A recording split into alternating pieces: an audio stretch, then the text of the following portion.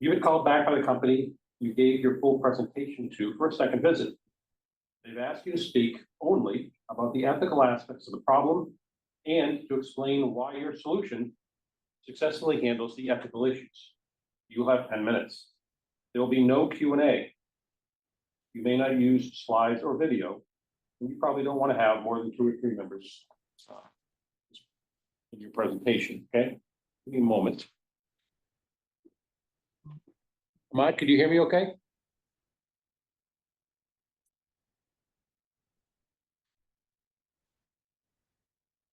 Yes. I'm okay. I can hear well. Yeah. Okay, very good.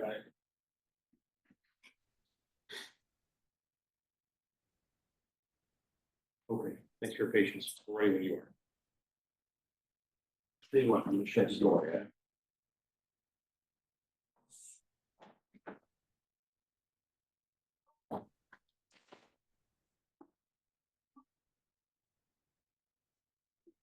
Good morning, and thank you for calling us back. Today, we'll be diving deeper into the ethical dimension of the challenges of space debris. Space, as per the Outer Space Treaty, is a shared resource, and it belongs to all of the humanity. And creation of space debris is a violation of this principle because it makes space not safe and effective for others to use similarly. And space debris is a growing concern because what exactly is space debris? It is the remnants of our space explorations, such as defunctioning satellites, or other parts of rocket boosters, and also it poses a risk to human life, not only on Earth, but also in space. We have important functions and applications such as the ISS and other satellites which help in our communication and other things. And all these are affected due to the space debris. And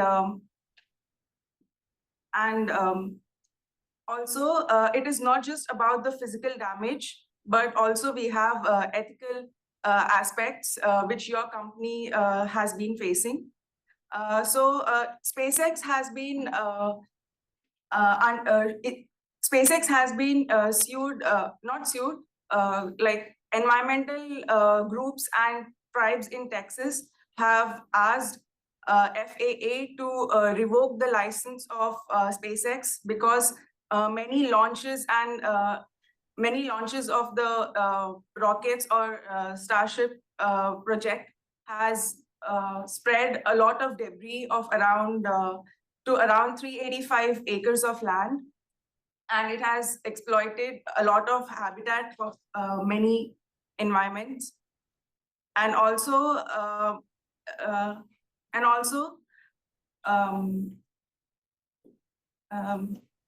your company has also faced a fine of around $175,000 because it failed to provide information about its collision avoidance data before the launch of its satellite. This is a security concern, and we need to make sure that we share all information and we don't pose a threat to other companies or other missions as well. And compliance to regulations is something which is not negotiable. And your company has also faced, there are also ethical concerns because the waste, the hazardous waste from all the operations of launching satellites, etc., have been dumped directly into the water bodies. Your company has also faced fines regarding this. And the last but not the least is also your company has had unauthorized launch of satellites, for example, the SN8 prototype, in which you didn't have a license from FCC, but you still went ahead and launched the prototype, and which had major, which created major debris. After investigation, it was found that around 65 improvements were required, and you launched it knowing that there are things that need improvement, but here we have an ethical concern because it was launched without proper protocols being followed. And here we suggested that you have third-party audits so that we don't have such breaches again. And last but not the least, we also spoke yesterday about concerns that it's not only the sole responsibility of SpaceX that they have to remove the debris. It is a collective action, and everybody has to participate. So SpaceX can, we recommend SpaceX to take the initiative of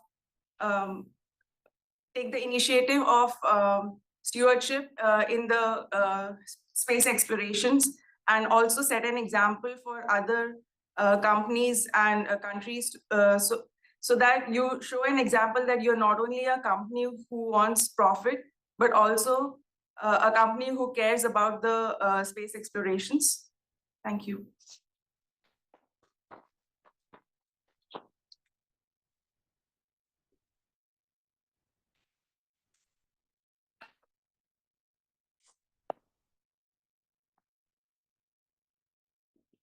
Okay, MC McMaster.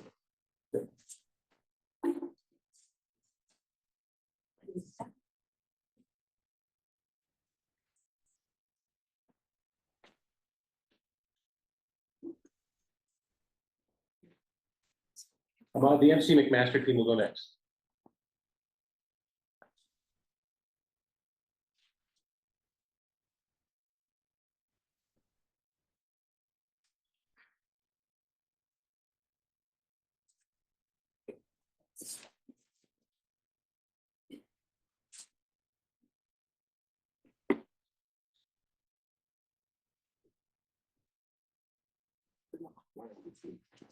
Good morning. I'm Kevin. Nice to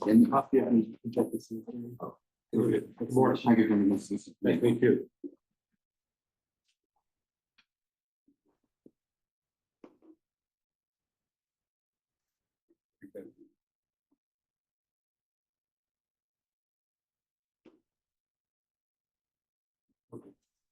Yes, awesome. Good morning, everyone. It's great to see some familiar faces. Thank you again for inviting us back so we can talk about the Washington State wine industry. As some of you may know, my name is Xavier, and this is Ashna, and we are part of the Amicus group of consultants. And we actually brought a special guest today. Winston here is a winemaker from Washington. And last time we shared his story to bring his perspective and bring it down to a human perspective. So we are honored today for Winston to be able to share his story. Thank you for having me here. And I would really just wanted to share my experience, especially with what I've observed with my workers right now in the vineyard. They have been coughing, they have been having a lot of dizziness, a lot of symptoms, and I could not help but to link this to the growing pesticide usage in not just in my business, but also with the other viticultures around my area.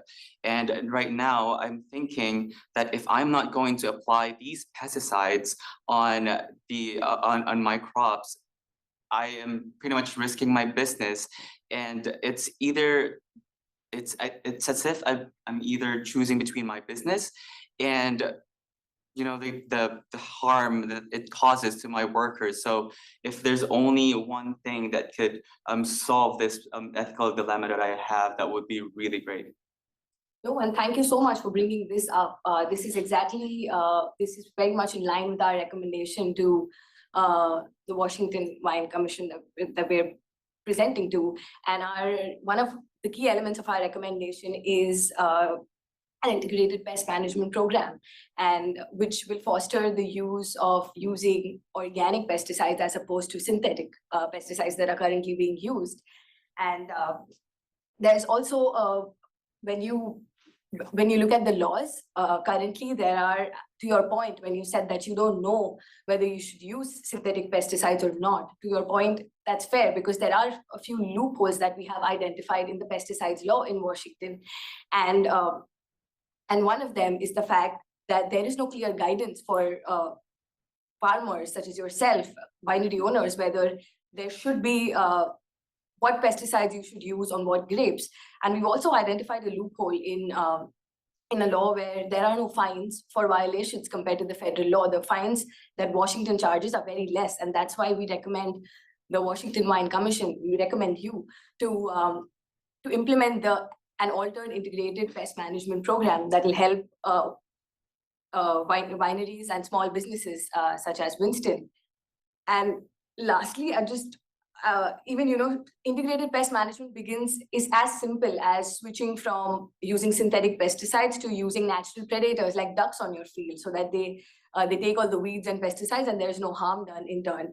And I feel very confident that if you implement this program, you will definitely see less pesticides in your farm. You will also see, like you said, your workers are having migraines, but if you move to organic pesticides, they won't even have to face these poisonous pesticides anymore. And lastly, we're very confident that wineries will also see great working conditions in their vineyards. That's very promising to hear, and I am really looking forward for my business to adopt that IPM practices. But there's another dilemma that I have in terms of the packaging of my wine bottles. I know that traditional wine bottles are heavier, but at the same time, I know that they emit a lot of greenhouse gas emissions, which actually could potentially harm, if not really harm, the planet. But at the same time, I know that I would want to please my consumers. And also with the disposal of these wine bottles, I've heard in an article that there has been 2.57 billion wine bottles collected in the US alone, which could actually fit in the Lake Superior, the largest lake in North America.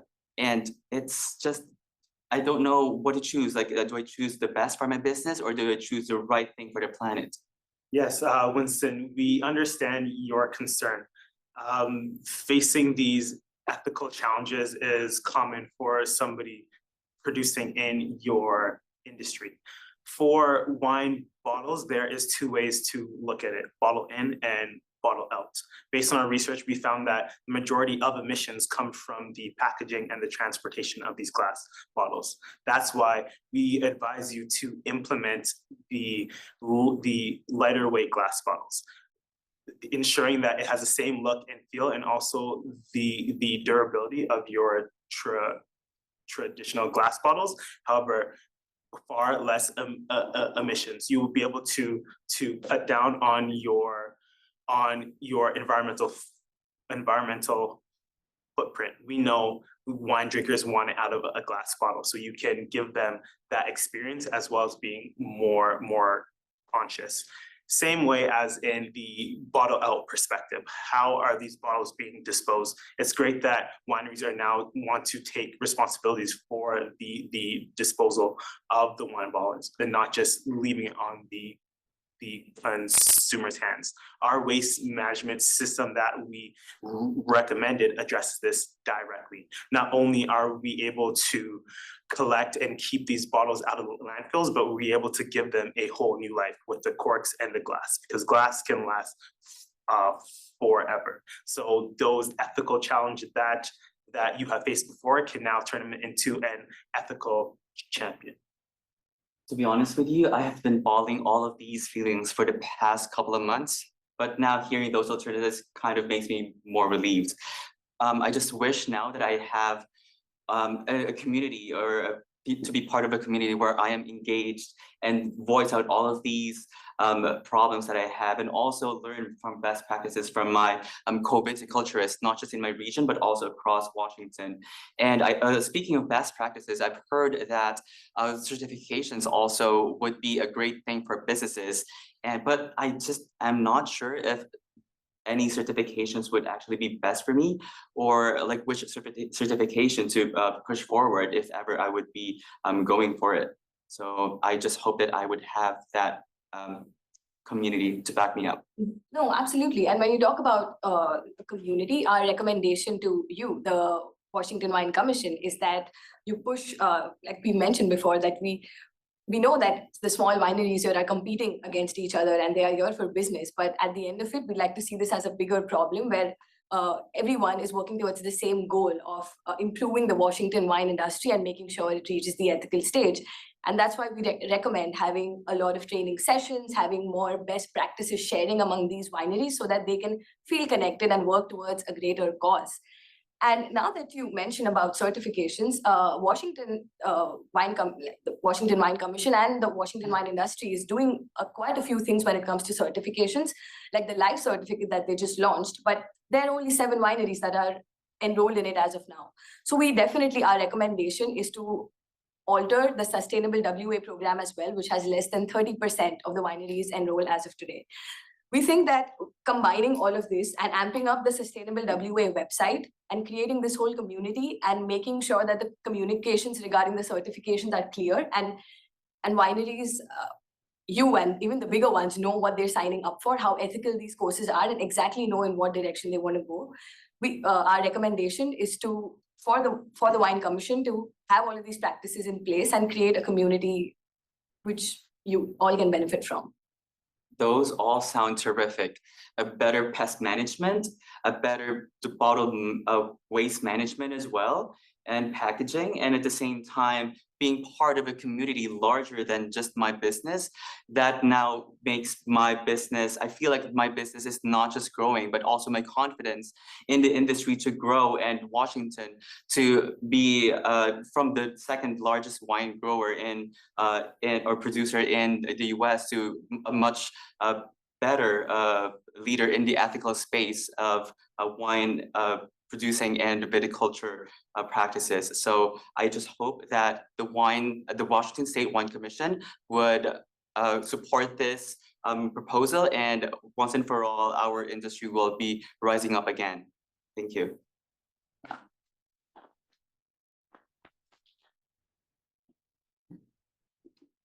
Thank you.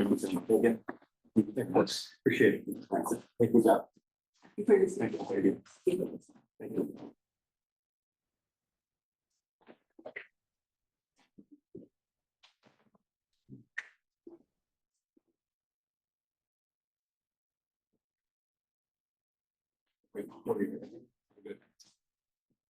Thank you again. Good morning. Good morning.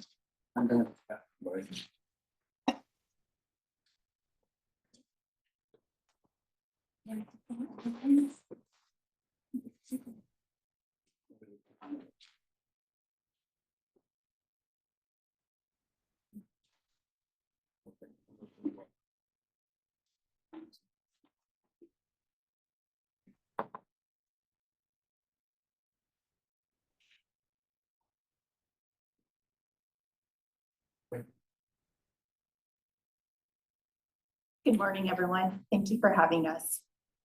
On January 26, 2023, my dad had his open heart surgery. Let me take you 2 months prior to this surgery, when we first found out that he had 5 blocked arteries, and we were all taken aback. Leading up to this, all his blood tests, his cholesterol tests, his routine tests, all indicated for him to have a healthy leg and no indications whatsoever. So we simply were not understanding where this was coming from. Not only us, the physicians themselves were not able to provide us with the answers we needed. The cardiologists were in fact asking us, how's this possible? His health record does not indicate anything. None of us was understanding what was happening. 4 cardiologists went by, 4 days went by, none of us having the answers. In fact, The cardiologist wanted us to go into surgery immediately, but me, seeing my dad in a state of stress, not understanding what was happening, knew that going into surgery at a state of stress will not lead to the best outcomes. Thankfully, to finally come across a South Indian cardiologist who explained to us that South Asians have a higher concentration of lipoprotein A, which is not measured in our blood test. On top of that, South Asians are more prone to have narrow arteries, which also leads to blocked arteries. Both these factors combined, South Asians are more prone to have cardiovascular diseases. Knowing this, we felt relieved. We felt, at least it makes sense now. We went into surgery, the surgery went well. But all of this got me thinking, how is it possible in a first world developed country, a test simple as the blood test is not catered to the whole population? This led me to dig further, only to realize my dad's story is not only particular to him. Many ethnicity, many minorities are experiencing the same reality. In fact, Black Americans are experiencing the worst health outcomes of it all. Today, let's look at the 5 ethical breaches Black Americans are experiencing. Cultural competency. Doctors not being able to understand their patients, not being able to understand the emotions and interpret the emotions they are having, leading to many misdiagnoses and worse outcomes. Secondly, equity and justice. AMA, you have promised to inequitable care. NMA, you have promised to eliminate health disparities. AHA, you have promised for the betterment of public health. Are your promises really being kept? Black Americans have experienced a history of systemic racism and oppression, which translates today to systemic barriers and human barriers, such as implicit bias, the reason for which why equality alone is not sufficient. We need catered resources to provide to the Black Americans for them to be able to receive the healthcare they deserve and reach health equity. Thirdly, let's look into autonomy. How do you expect the patients to be informed enough to make their own decisions when the only care they've been receiving is bad care and they don't know what good care looks like? Fourthly, let's look into doing good and avoiding harm. I understand these physicians are not doing this intentionally. They simply do not have the education in terms of what are the different results in the healthcare system for different ethnicity. And let's speak about implicit bias. That's not something that we're aware of. We don't willingly make these decisions. It's just within us. But the reality of is, whatever the situation is, Black Americans are receiving worse outcomes, and simply it's harmful. Lastly, let's look at trust and integrity. How do you expect the Black Americans to trust the healthcare system? Simply the distrust and the fear in the system alone is not acceptable. Now, I pass it to my colleague Benedict to speak to you guys about the reality of Black Americans today. I mean, look, as I said, Black patients face worse outcomes across the board than their respective counterparts. And this, I know you're thinking maybe there's lots to contribute, there's lots contributing to that, but even when you rule out social determinants of health, it stays the same across the board. What does that mean? It means even when you rule out education as a contributing factor, or poverty as a contributing factor, or health literacy or environment, the outcomes still hold true. More than 50% of Black adults claim and they have experienced a negative interaction with health professionals, and more than a third of those have stated that their pain was not really recognized and acknowledged as the level it was at. They experience worse outcomes across the board, more obesity, more diabetes, more asthma, 8 times more HIV. Furthermore, when it comes to risk of mortality, they're significantly higher across the board, 40% more cancer, 40% more stroke, 9 times more risk of dying from HIV, 9 times. And all of that holds true when you rule out, when you account for the social determinants of health. How can Black Americans trust the healthcare system with outcomes like that? And almost ironically, how can they obtain better outcomes when they can't trust the healthcare system. The system is clearly broken. And the reality is living and dealing with the system for Black Americans is itself detrimental to the health. That is a health risk in and of itself. It can be argued that the AMA, the AHA, and the NMA have a duty to change that reality, given the missions that you're all driven by: equitable care and health opportunities for all, eliminating health disparities, promoting the betterment of public health. All three organizations are breaching their responsibilities right now, as Matangi pointed out. And this leads to unjust health outcomes. This means that you're driven by, integrity and the opportunity for everyone to live with dignity and to have equal, and not just equal, equitable opportunities for health and well-being. And you have a responsibility to make that change. Addressing systemic racism is not just about providing and improving access. It's really about what is just and fair. And Miriam's going to outline how our national program, care program, can make that change for you. Thanks, Kennedy. So with the CARE program, we'll empower you, the AMA, the AHA, and the NMA to collaborate with the government to lead the changes. So our 4-pillar strategy, CARE, will solve most of the ethical breach that Matangi pointed out. So with C community, we'll implement health hubs locally to have catered resources for the Black people. It will be led by nurse practitioners who will have received culturally tailored training to make sure that they can really assess the needs of their community and provide the proper care that they need. With that, we'll improve health literacy, because she will be a resource to give more information to the patient so that they can understand their situation, improving their autonomy to make their own decisions. It will also lead to better trust, as the nurse will be someone that they encounter frequently. And with the access pillar, we'll implement specialty equity outreach specialists to advocate for Black health. With that, there's going to be a voice for Black health within the hospital. So cultural competence will be improved as they will lead diversity training and also provide more equitable care. With the representation pillar, we'll revamp the pathway program to have more Black doctors to the level of the population. Having more Black doctors is proven to lead to better outcomes for the Black community. So we'll have more equitable care, more trust in the system, and more cultural competence.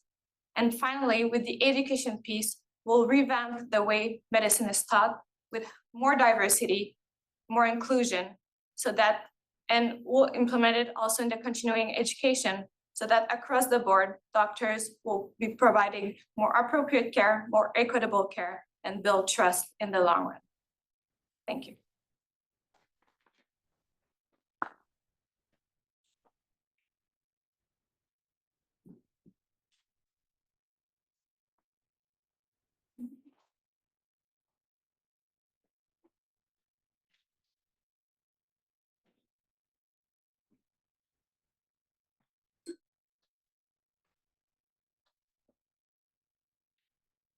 Okay.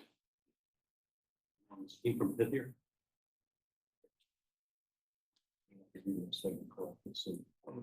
Yeah. Okay, so you need to keep it, that makes sense. If they're outside, we walk them out.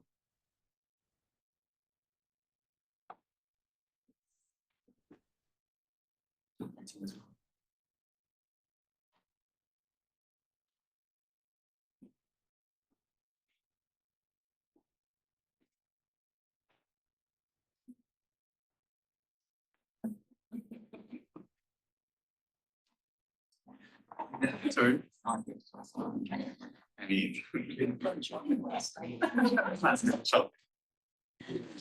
Yeah. Okay. Yeah.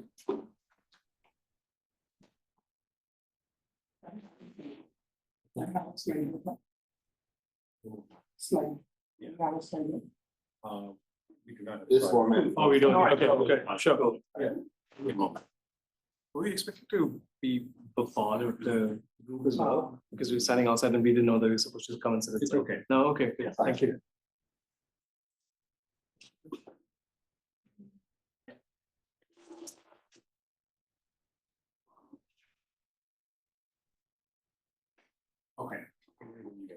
Topic for today is environmental ethos of data centers in the Gen AI economy.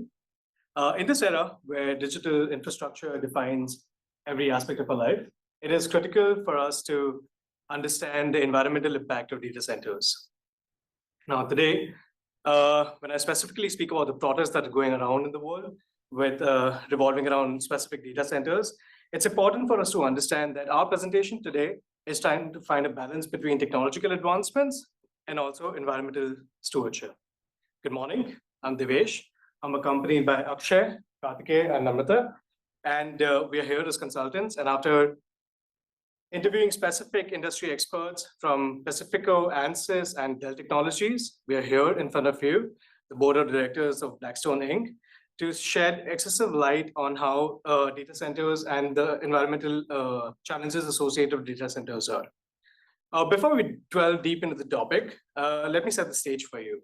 By 2030, the size of the data center market and the modifications that are coming from an environmental and sustainability perspective, they're supposed to undergo a massive change. And with that, it's important for us to understand the implications of not aligning with these particular goals. Companies like Blackstone are already aligning your strategies and resources around the sustainability and environmental practices. Now, the question is, why should I focus on this particular intrinsic business opportunity as a challenge as from an ethical standpoint? Let me paint a picture for you.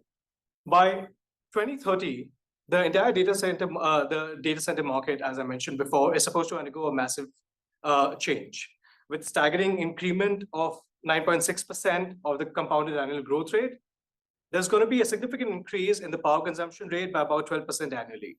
In addition to that, with the integration of AI and with the integration of predictive analytics, this number is supposed to only go higher with about 15% on an year-on-year basis.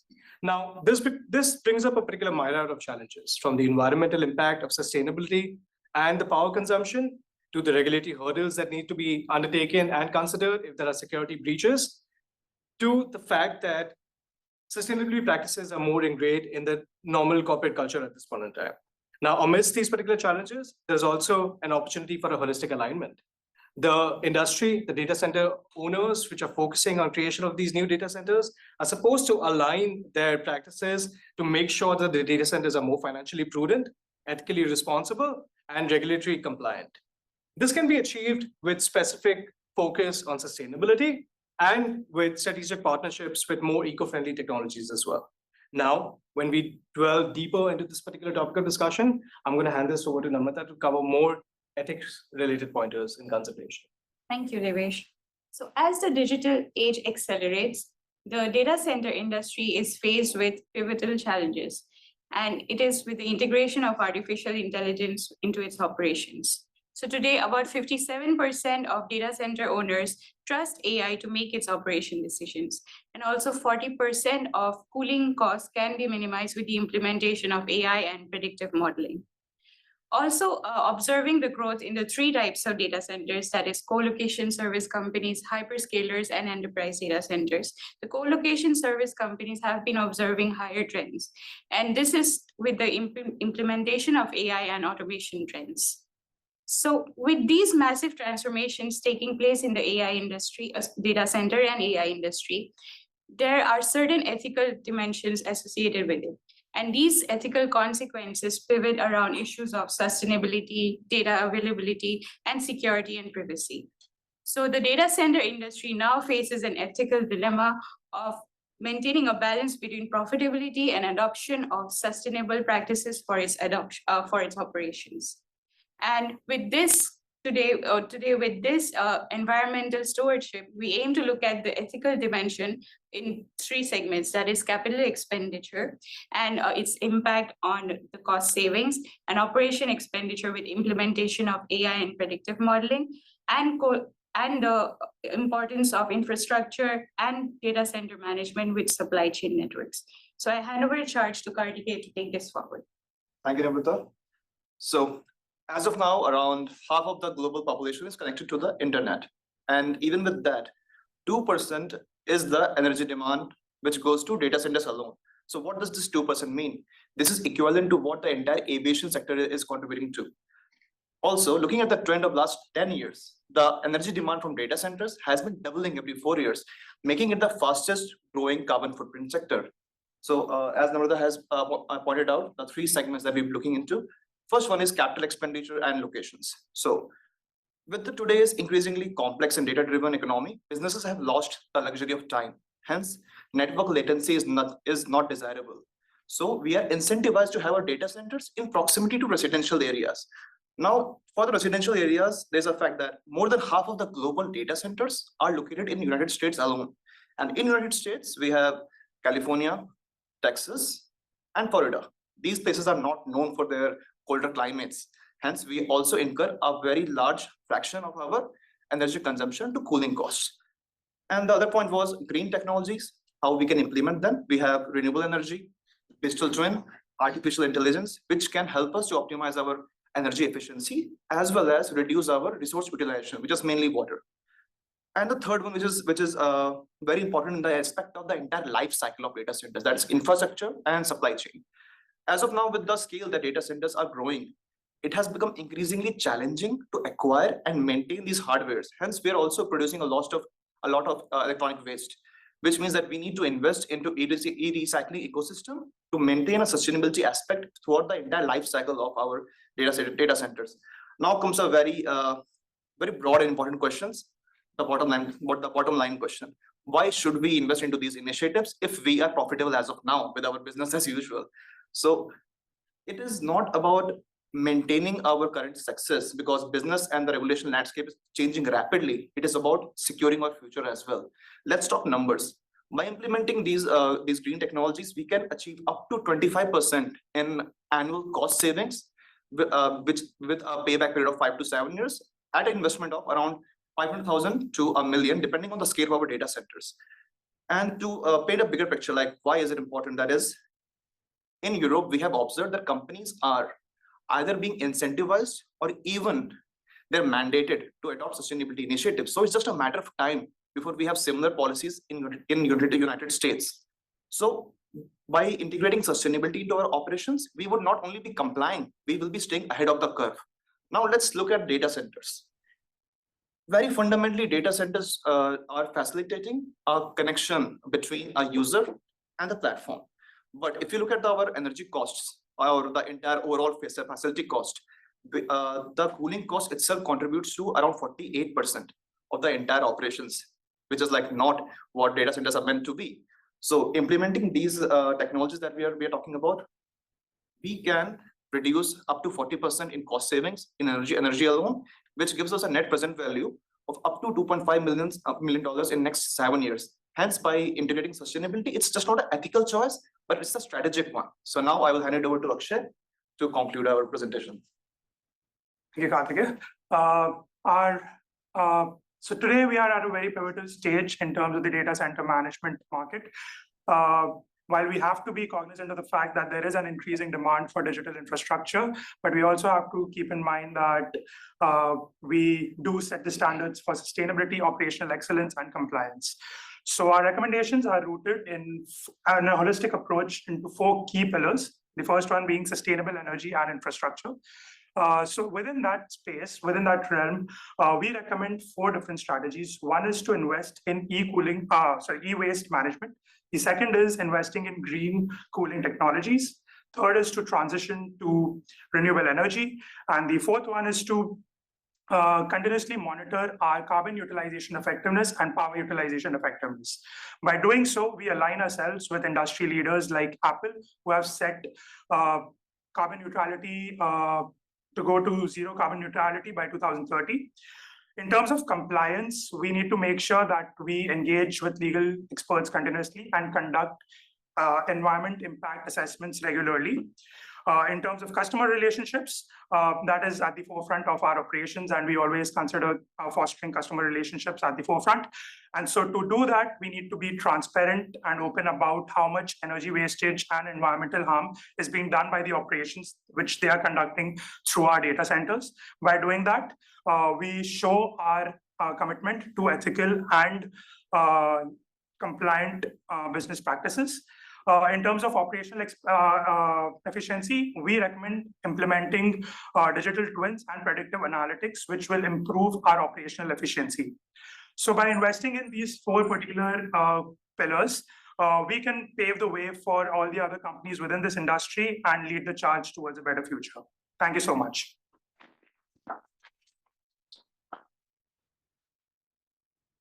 Okay. I'll tell you what, if you all would, let me give Greg and Ahmed and I some time to discuss where we're at and where we came out, okay? Yeah. Thanks, everybody.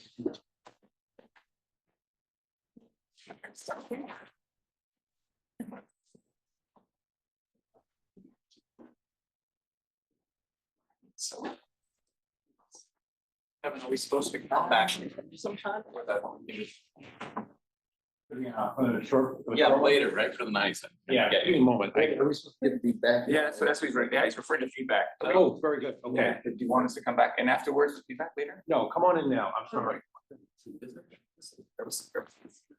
Yeah, I know we can do our deliberations.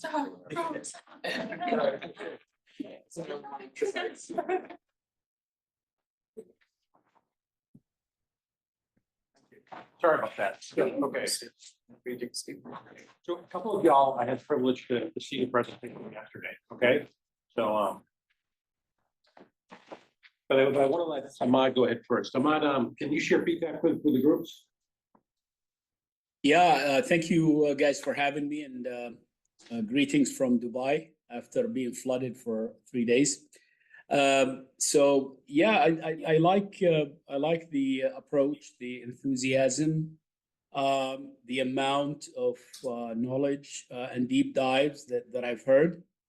Obviously, each and every one of them has taken the time necessary, I suppose the research and the thoughts around the cases that they presented. There were some issues, I think, with a few of them in terms of presenting and the ability to present the case and give clarity on it. There may have been easier ways on some of you. That there's always, the fewer the words sometimes, that can give clarity to some cases. It's not about the amount of words, and it's not about the how much I talk about something. It's about presenting facts and also relating the data to impact, okay, and benefit realization. So in my mind, all of them did well, but there were some that were able to actually present benefits rather than scopes, which mattered to me as a judge. Yeah, I mean, I first of all, I think this is a really difficult format because we're all so used to having the so-called crutch of having PowerPoint slides. So I think you all did an amazing job, and especially just, remembering all the things you wanted to say and delivering those. I really like I think two of the presentations had like a 4-pillar approach. I think that's easy when you can sort of count things off and organize the solution. I think on a couple of them, there might have been more time spent on the problem than on the solution. So that would be my feedback, is to spend a little more time spelling out the solution.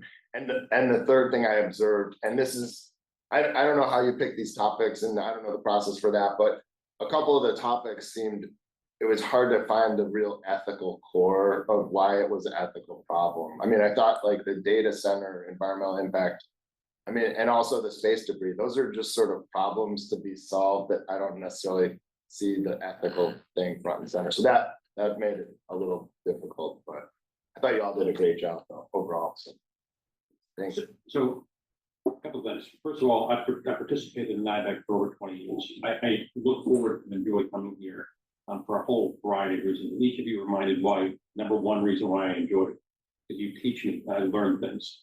Also, I don't see the 20-year-old guy in the mirror anymore. I have these two boys at home. We're about the same age as y'all. And when I come and you present topics, you help me understand and better appreciate and connect with issues and concerns that are critical to your generation and my children. Thank you very much. I do want to talk about each one of the 4 presentations. First of all, the space debris presentation was a challenging topic, but a well-chosen one. It's critical to know your points and be tight, okay? So you're gonna have a lot of occasions in the future to present in a similar kind of format. Or you're gonna have lunch with somebody who all of a sudden you thought you had 30 minutes and now you have 10, okay? And they're gonna be eating while you're talking, and they're also gonna be distracted because they're gonna be looking at their phone or somebody's gonna call them. So be top line, know your points, okay? This is a great practice for that scenario. So it happens all the time, whether it's in an elevator, somebody in the lobby, somebody grabs you in the operator, okay? So keep your top points in mind and keep it tight, okay? But I enjoy the space debris topic because I keep finding myself worrying and wondering, what's up there that's gonna come crashing down. Unfortunately, I pay too much attention to physics. It's gonna happen sometime. It's already started to. I do want to, the Washington State wine industry, I had trouble not adding my enthusiasm to the topic because I'm a big fan of the Washington State wine industry. My father was something. So that was, I really like your creativity around how you chose to represent each three dimensions and elements of the topic. That was well done.